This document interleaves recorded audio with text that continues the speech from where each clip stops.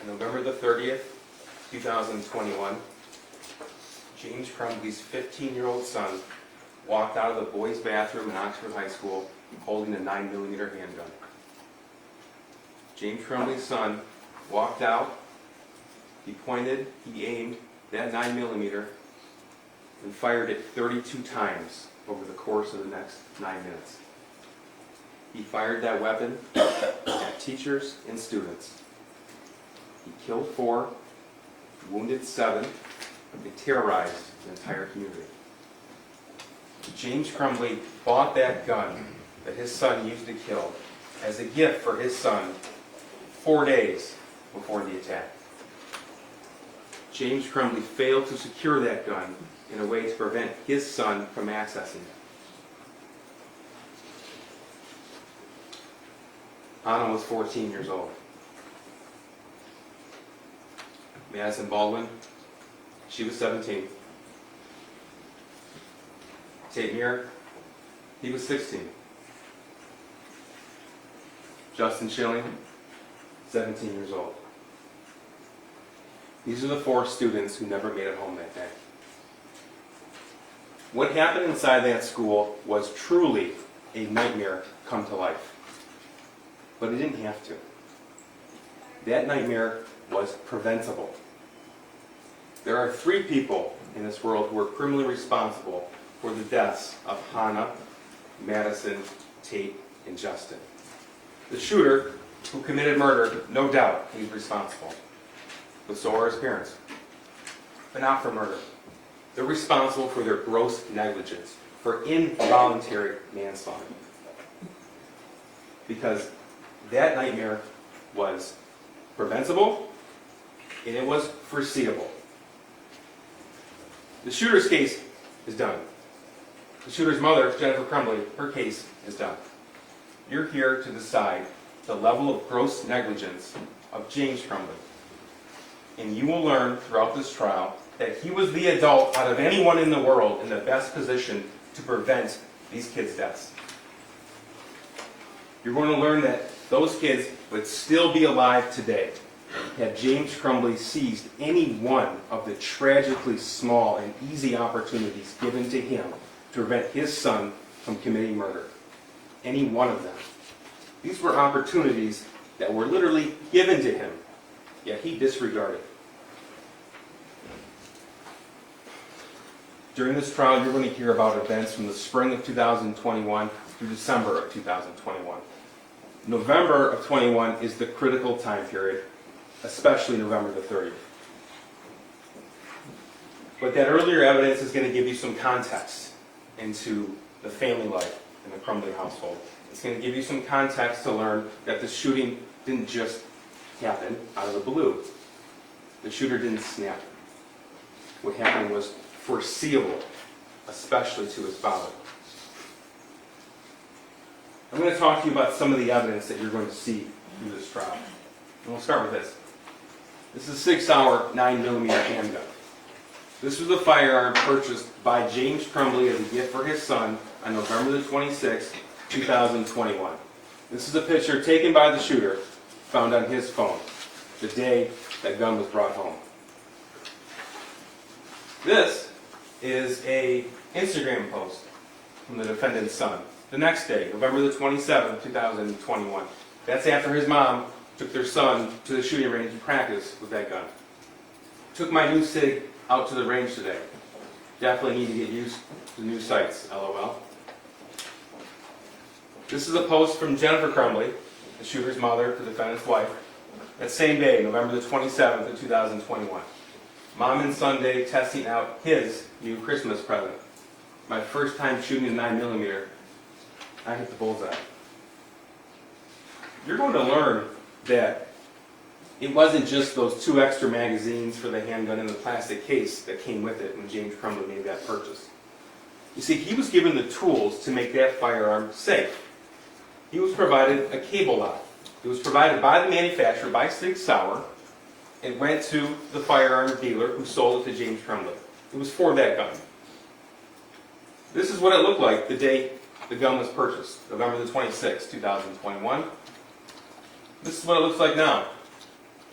still in its original packaging, still with both keys in the lock. It was never used. The decision that James Crumbley made to buy that gun as a gift for his son was made even though he knew that his son was in the midst of total and complete social isolation and had been in a downward spiral of distress that had been going on for some time. You'll see evidence that as early as spring of 2021, the shooter had expressed to his one and only friend that he had asked his father for help. He told him to suck it up. That was in April of 2021. You'll learn that instead of receiving help or intervention of any kind, James Crumbley instead began to take his son to the shooting range, even buying himself a .22 caliber Kel-Tec semi-automatic pistol, and his son a different gun, .22 caliber two-shot Derringer. That was June of 2021. They would go to the range together on a consistent basis over the next few months. We have evidence of a number of trips, and you'll see some of that. Some of this background is going to shed light on what happened in November of 2021. This is a pivotal month in the Crumbley home. As I said, the shooter had one and only one friend. That was no secret. James knew about that. You're going to see evidence that the shooter and this friend would communicate with each other throughout the day and throughout the night. The level of data on that text message conversation alone dwarfs everything else on the shooter's phone. You'll hear evidence that there were over 22,000 text messages in just 1 year between the shooter and his friend. Those two shared quite a bit with each other. This is the friend that the shooter confided in when he asked his father for help. That friend was taken from the shooter at the end of October of 21. He didn't just move schools and go to another town. He was taken out of state without warning, without notice, and without a way to communicate. The impact on the defendant's son was severe. His entire social connection was severed, and James was there to know about it. You see, he wasn't working at that time. From November the 1st to November 9th, he didn't have a job. And when he did work before that, it was from home.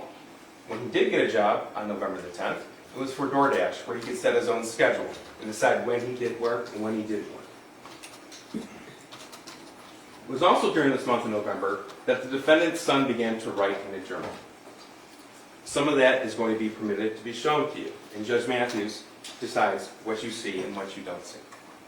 The portions you'll see is that the defendant's son wrote about how he was begging his parents for help, how he's begging for a more powerful 9mm handgun to commit the school shooting, and how he was able to obtain access to the murder weapon. Again, this evidence is important for you as background to what happened on November the 30th, but it also gives you a glimpse into the level of knowledge possessed by James Crumbley when he made the decision to buy that 6-hour 9mm handgun for his son on November the 26th, and then, just as importantly, what he decided not to do the morning of the shooting. You see, James Crumbley was afforded what might have been the easiest, the most glaring opportunity to prevent the shooting. A full 3.5 hours on November 30th before the first shot was ever fired. Because he was shown this. This is a math worksheet. These are drawings and writings from the defendant's son. November 30th, 2021. One of his teachers saw him doing this, took a picture of that, and sent it to the shooter's counselor. The counselor came down and took the shooter out of class, brought him to his office to find out what was going on. You will learn it took that counselor all of 20 minutes to decide that immediate parental intervention was required. He made that decision even though he had about a fraction of the knowledge possessed by James Crumbley. You see, this drawing, as well as an altered version created by the shooter, were both sent from that counselor to Jennifer Crumbley, who shared it immediately with James Crumbley before they arrived at the school.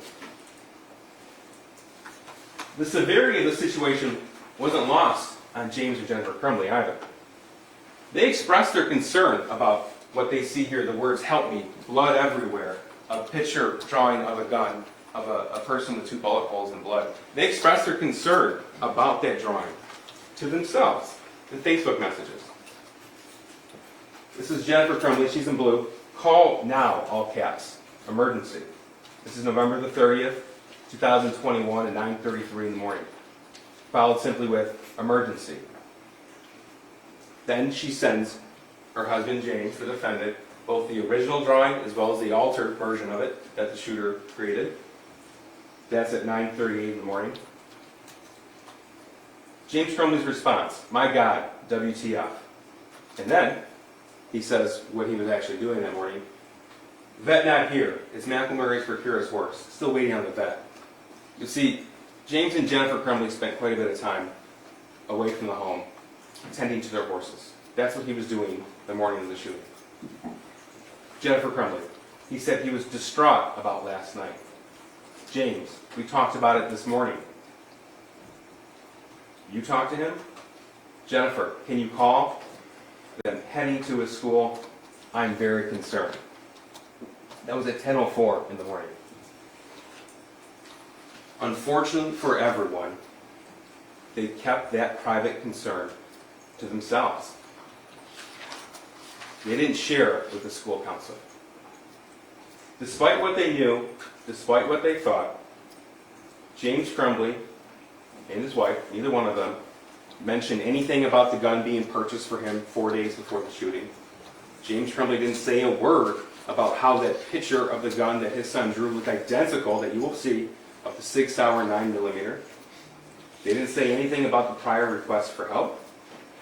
James Crumbley didn't mention anything about the severity, the real circumstances of the shooter's friend being taken from him.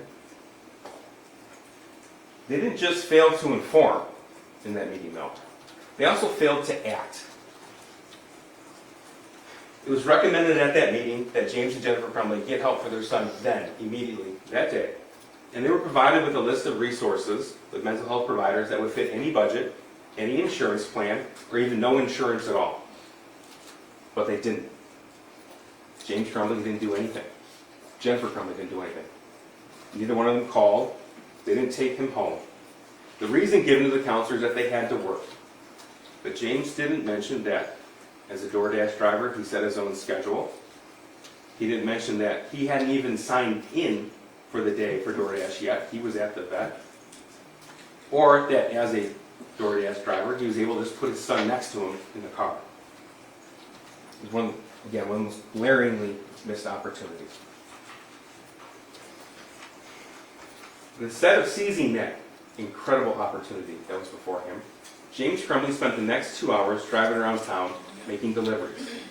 Never once bothering to stop by his house, which was just a mile away, to check on the whereabouts of the gun that his son drew. Even when he drove by the house to do so. Never once. The gun that he knew was kept unsecured. That is until after the Oxford School District sent out an email blast to all district parents of an active shooter situation.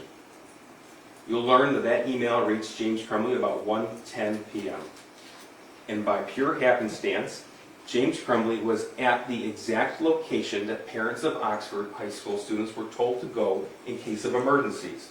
Their reunification point is the Meyer on Ray Road next to the high school, directly adjacent to it. By pure coincidence, he happened to be at the exact location where hundreds of people were scrambling to get to. But he didn't stay. That's when he went home. That's when he went home to look for the gun. And that's because he knew. You will hear that there was one and only one person who called the police that day to identify their kid as the suspected shooter. It was James Crumbley. This nightmare, these murders, were preventable by him, foreseeable by him. During this trial, you're going to hear from between 15 and 20 witnesses. I do need to tell you that you won't hear from the shooter. Neither side is entitled to call him to the stand. You won't hear from Jennifer Crumbley. Again, neither side is entitled to call her to the stand. But you will hear a lot about what happened in the days, the weeks, the months before the shooting, specifically November the 26th and November the 30th. Again, those are the critical days. What happened from the 30th, from the time of the meeting to the time that first shot was fired. You're going to learn that throughout the investigation, investigators obtained information from social media accounts, from cell phone forensic analysis. They obtained banking records. They obtained GPS pings. So you're going to be able to put together a bit of a digital footprint of the Crumbley life. And you're also going to learn what James and Jennifer Crumbley did after the shooting.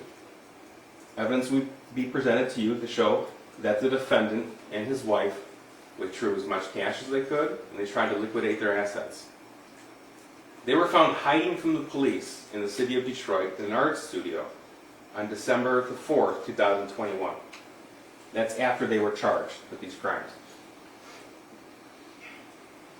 What you will never hear, and I want to make sure this is clear, you will never hear any allegation that James Crumbley knew what his son was going to do on November the 5th, that he bought the gun knowing what his son was going to do.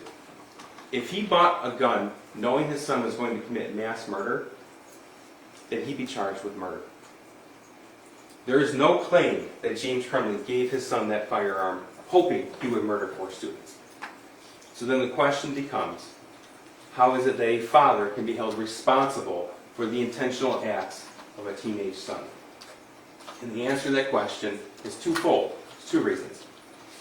First, it's important to remember that James Crumbley is not charged with murder. He's charged with involuntary manslaughter. Murder, or aiding and abetting murder, is an intentional crime. Involuntary manslaughter is rooted in negligence. It is by definition, causation, an unintentional killing. Second, it's because it takes a rare and specific set of circumstances to rise to the level of involuntary manslaughter when there are multiple causes of death. A rare set of circumstances. Those rare circumstances you will find present in this case. It takes gross negligence. It takes causation of death. And it takes that other person's acts to be reasonably foreseeable. Those are the 3 elements that must be proved. And that's what Judge Matthews is going to tell you. You will learn that the law says that in this situation, there are actually 2 different ways to find this defendant guilty of involuntary manslaughter. You are able to pick either, because the law allows you to do so. Involuntary manslaughter is committed when someone's actions or inactions are grossly negligent, or their failure to perform their legal duty as a parent was grossly negligent. That gross negligence caused death, and not the cause. It was a cause of death. And that's important, because the judge is going to tell you that there may be more than one cause of death, such as this situation, as long as that other cause was reasonably foreseeable to him, to the defendant. Not to everyone else in the world, but to him. The father who bought the gun, the father who raised the shooter, the father who knew what was going on in his life, the father who suspected him as a school shooter, well before his name was made public, well before anyone from the police department told him it was his son. The law allows multiple people to be held responsible in this case. And that's going to come to you from Judge Matthews. Gross negligence is the failure to use ordinary care to avoid a known danger, even though it was apparent to a reasonable person that serious injury would result. It's the willful disregard of danger. And that, ladies and gentlemen, is why we were here. James Crumbley's willful disregard of danger and his failure to use just ordinary care, when he was the one who knew the background, he was the one that knew the origins of this drawing. Him sitting in that counselor's office looking at this drawing and then not only staying silent, but then his failure to act, right there, is his willful disregard of danger. Right there. You're going to hear a lot of evidence and arguments in this case. It's important that we all understand that you're not here to decide on parenting. This case isn't about parenting. It's not illegal to be a bad parent. It's not kids doing kids things. We're here to talk about a preventable mass murder. No one will ever suggest to you that every parent can or should be held responsible for everything their teenager does. That's not the law. No one will ever suggest that to you. But in a situation where the father was in a position to reasonably foresee what the son was going to do, because the father armed him 4 days before and was shown a clear statement of intent of what the son was going to do. That is when that rare set of circumstances is present, in these specific set of facts. James Crumbley is in charge with what his son did on November the 30th. James Crumbley is charged with what he did and what he didn't do on November the 30th. That is a very important distinction. That is what the law allows. That is what we were asking you to do. This case is not about guns. It's not about even how all guns should be stored in the home. It's not about gun laws. This case is about this gun for this kid with these issues, not secured, when shown this picture. That's what this case is about.